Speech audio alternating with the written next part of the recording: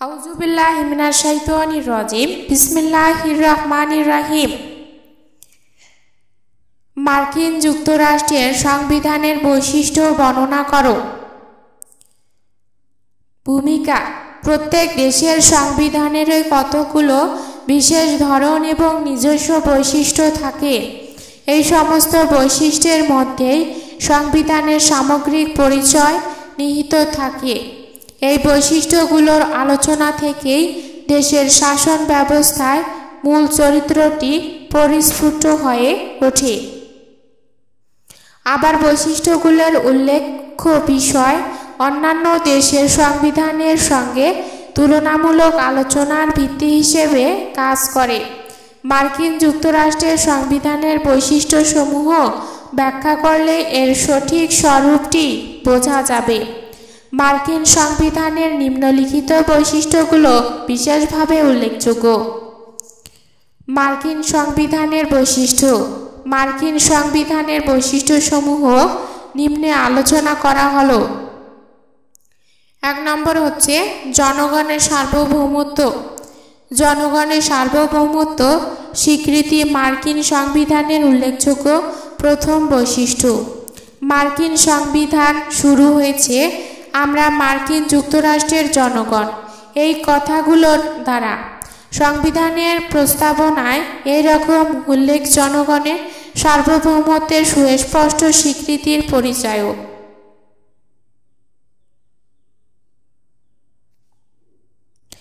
Lord brassiere মতানুসারে মার্কিন সংবিধানের উল্লেখিত জনগণের সার্বভৌমত্বই হল গণতন্ত্রের ভিত্তি ও মূল মন্ত্র স্বরূপ।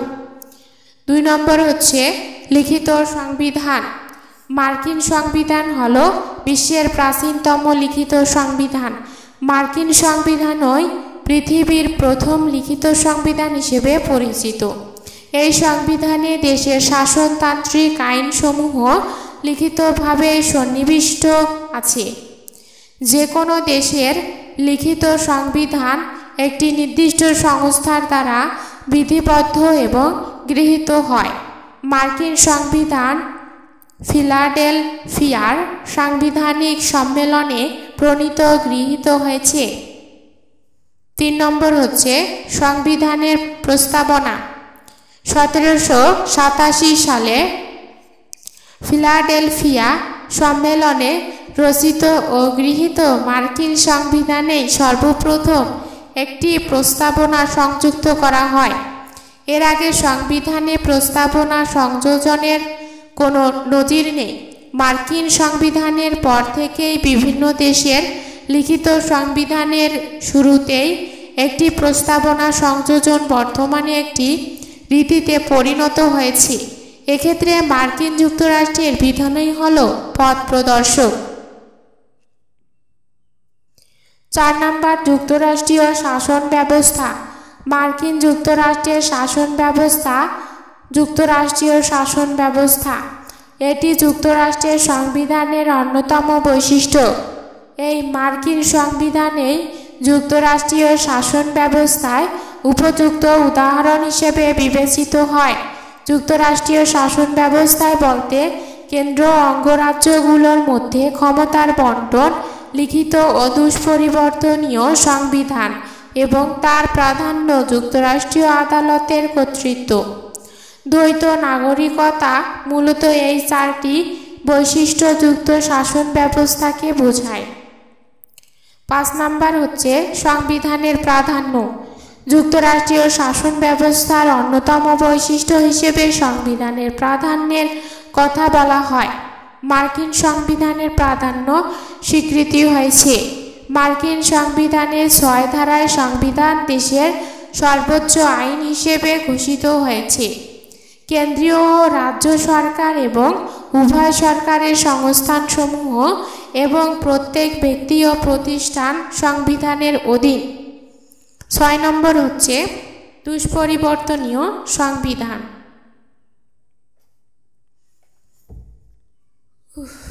দুষ্পরিবর্তনীয় যুক্তরাষ্ট্রের সংবিধানের একটি অন্যতম শর্ত। মার্কিন যুক্তরাষ্ট্রের সংবিধান শুধু লিখিত নয়, বিশেষভাবে দুষ্পরিবর্তনীয় বটে। সংশোধন পদ্ধতির পরিপ্রেক্ষিতে কোনো একটি সংবিধান দুষ্পরিবর্তনীয় বা দুষ্পরিবর্তনীয় হয়। যে সংবিধানের সাধারণ আইন পাশের পদ্ধতিতে পরিবর্তন করা যায় না, তার জন্য এক বিশেষ জটিল পদ্ধতি অনুসরণ করা হয়, তাকে দুষ্পরিবর্তনীয় সংবিধান বলে। 7 নম্বর হচ্ছে সংক্ষিপ্ত সংবিধান। মার্কিন সংবিধানে কেবলমাত্র শাসন ব্যবস্থার মূল নীতিগুলোরই উল্লেখ আছে, কোনো বিস্তারিত ব্যাখ্যা নেই। মার্কিন যুক্তরাষ্ট্রের অঙ্গরাজ্যগুলোর নিজ নিজ আলাদা সংবিধান থাকার জন্য মার্কিন সংবিধানের আয়তন বৃদ্ধি পায়নি। ফিলাডেলফিয়া সম্মেলনে গৃহীত মূল সংবিধানে একটি প্রস্তাবনা ও মাত্র 7টি ধারা ছিল।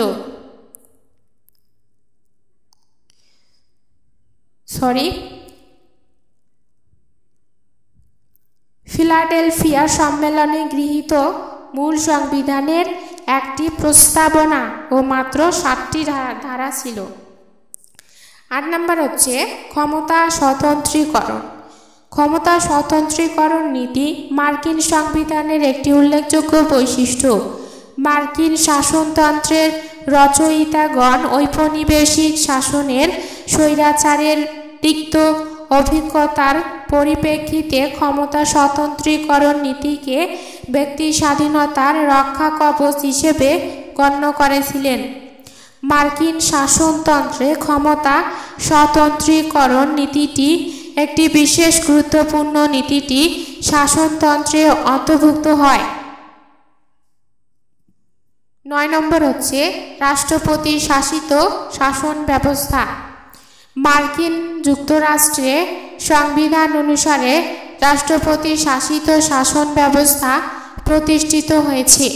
মার্কিন রাষ্ট্রপতি আইনগত এবং বাস্তব উভয় বিচারেই সরকারের শাসন বিভাগীয় প্রধান ও প্রকৃত ক্ষমতার অধিকারী।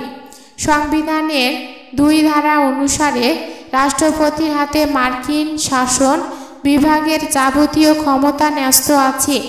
যুক্তরাষ্ট্রের রাষ্ট্রপতির একক শাসন ও কর্তৃত্ব প্রতিষ্ঠিত হয়েছে। 10 নম্বর হচ্ছে মার্কিন ক্যাবিনেট ব্যবস্থা। মার্কিন যুক্তরাষ্ট্র ও ব্রিটেনের মতো একটি ক্যাবিনেট আছে, তবে মার্কিন ক্যাবিনেটের প্রকৃত কোনো ক্ষমতা বা কর্তৃত্ব নেই। মার্কিন ক্যাবিনেটের সদস্যগণ রাষ্ট্রপতি অধস্তন কর্মচারী মাত্র। তারা রাষ্ট্রপতির কাছে দায়িত্বশীল থাকেন। রাষ্ট্রপতি তাদের নিযুক্ত করেন এবং রাষ্ট্রপতি তাদের বরখাস্ত ও করতে পারেন। 11 নম্বর হচ্ছে প্রজাতান্ত্রিক প্রকৃতি। মার্কিন যুক্তরাষ্ট্রের শাসন ব্যবস্থা প্রজাতান্ত্রিক। মার্কিন রাষ্ট্রপতি 4 বছরের জন্য একটি নির্বাচন সংস্থা কর্তৃক নির্বাচিত হন। কংগ্রেসের 2টি কক্ষ, সিনেট ও প্রতিনিধি সভার সদস্যগণ ও নির্বাচক মণ্ডলীর দ্বারা প্রত্যক্ষভাবে যথাক্রমে 2 বছরের জন্য নির্বাচিত হন। মার্কিন যুক্তরাষ্ট্রের অঙ্গরাজ্যগুলোর সরকারও প্রজাতান্ত্রিক। 12 নম্বর হচ্ছে দ্বিকক্ষ বিশিষ্ট আইনসভা। যুক্তরাষ্ট্রীয় শাসন ব্যবস্থায় রচিত অনুসারে মার্কিন যুক্তরাষ্ট্রের কেন্দ্রীয় আইনসভা 2টি কক্ষ নিয়ে গঠিত। এর উচ্চকক্ষের নাম হচ্ছে সিনেট এবং নিম্নকক্ষের নাম হাউস অব রিপ্রেজেন্টেটিভ। উচ্চকক্ষ সিনেট প্রতিটি অঙ্গরাজ্য থেকে 2 জন করে প্রতিনিধি নিয়ে গঠিত হয়। 13 নম্বর হচ্ছে মৌলিক অধিকার। নাগরিকদের মৌলিক অধিকার সংবিধানে লিখিতভাবে বিধিবদ্ধ করার রীতি মার্কিন যুক্তরাষ্ট্রের সংবিধানে সর্বপ্রথম চালু হয়।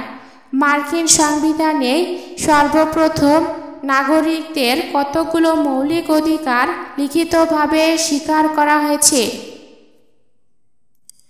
14 নম্বর হচ্ছে দ্বিদলীয় ব্যবস্থা। মার্কিন যুক্তরাষ্ট্রের দল ব্যবস্থা ব্রিটেনের মতো দ্বিদলীয়। মার্কিন রাজনীতি প্রধান 2টি দল। 1 নম্বর হচ্ছে ডেমোক্রেটিক পার্টি ও 2 নম্বর হচ্ছে রিপাবলিকান পার্টি। এই দুটি প্রধান দলের আদর্শ ও কার্যসূচিগত গুরুত্বপূর্ণ কোনো পার্থক্য দেখা যায় না। উপসংহার: পরিশেষে বলা যায় যে মার্কিন সংবিধান হল প্রাচীনতম সংবিধান। এই সংবিধান সংক্ষিপ্ত থাকায় লিখিত এই সংবিধানের মাধ্যমেই নাগরিকের মৌলিক অধিকারগুলো সংবিধানে সংযোজিত হয়। সুতরাং বলা যায় মার্কিন যুক্তরাষ্ট্রের সংবিধান একটি উত্তম সংবিধান।